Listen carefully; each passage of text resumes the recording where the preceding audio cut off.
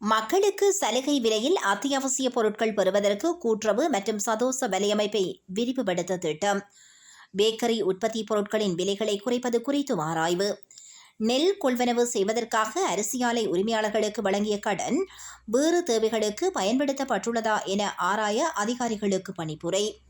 எதிர்வரும் சிங்கள மற்றும் தமிழ் புத்தாண்டை முன்னிட்டு குறைந்த வருமானம் பெறுபவர்களுக்கு அத்தியாவசிய உணவுப் பொருட்கள் அடங்கிய நிவாரண பொதியொன்றை வழங்குவது தொடர்பிலும் அரசாங்கம் கவனம் செலுத்தியுள்ளது.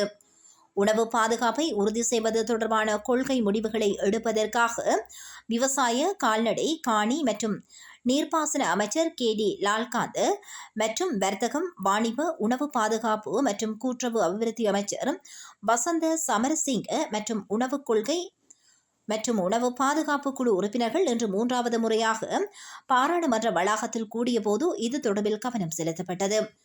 சிங்கள தமிழ் புத்தாண்டு காலத்தில் அத்தியாவசிய உணவுப் பொருட்களுக்கு தட்டுப்பாடு ஏற்படாமல் பார்த்துக் கொள்ளுவது மற்றும் அந்த பொருட்களின் விலைகளை கட்டுப்பாட்டில் வைத்திருப்பது என்பது குறித்து கவனம் செலுத்தப்பட்டது. இந்த ஆண்டு வரவு செலவு திட்டத்தில் பண்டிகை காலத்தில் குறைந்த வருமானம் பெறும் குடும்பங்களுக்கு மானிய விலையில் அத்தியாவசிய உணவுப் பொருட்களை வழங்க $1 பில்லியன் ஒதுக்க முன்மொழியப்பட்டுள்ளதோடு இது குறித்து இங்கு விரிவாக ஆராயப்பட்டது. சந்தையில் அத்தியாவசிய பொருட்களின் விலை ஏற்ற இறக்கங்களை குறைந்தபட்ச அளவில் பராமரிப்பது மற்றும் பேக்கரி பொருட்களின் விலைகளை குறைப்பது குறித்தும் இங்கு கலந்துரையாடப்பட்டது.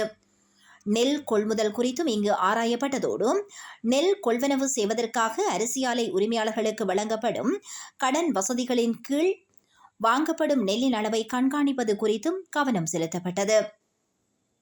சில நெல் ஆலை உரிமையாளர்கள் நெல் வாங்குவதற்காக பெற்ற கடன்களை வேறு நோக்கங்களுக்காக பயன்படுத்துவதாக தகவல் கிடைத்துள்ளதோடு இது குறித்து ஆராய்வதற்கு அதிகாரிகளுக்கு அறிவுறுத்தப்பட்டது. பாரிய அளவிலான நெல் ஆலை உரிமையாளர்கள் நெல் வாங்குவதற்காக $15 பில்லியன் மேல் வங்கிக் கடன்களை பெற்றுள்ளதாக இங்கு தகவல்கள் வெளியாகின.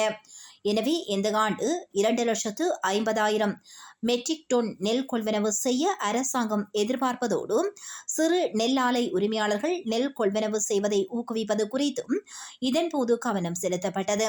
மீண்டும் அரிசி பற்றாக்குறை ஏற்படாமல் பார்த்துக் கொள்ளுமாறும் இதன்போது அதிகாரிகளுக்கு அறிவுறுத்தப்பட்டது. மானிய விலையில் நுகர்வோருக்கு அத்தியாவசிய பொருட்களை வழங்குவதற்காக கூட்டுறவு மற்றும் சதோச வலையமைப்பை விரிவுபடுத்துவது குறித்தும் கவனம் செலுத்தப்பட்டது. விலை கட்டுப்பாடுகளை ஏற்படுத்துவதன் மூலம் நுகர்வோருக்கு உகந்த சந்தையை உருவாக்குவது குறித்தும் இங்கு கலந்துரையாடப்பட்டது.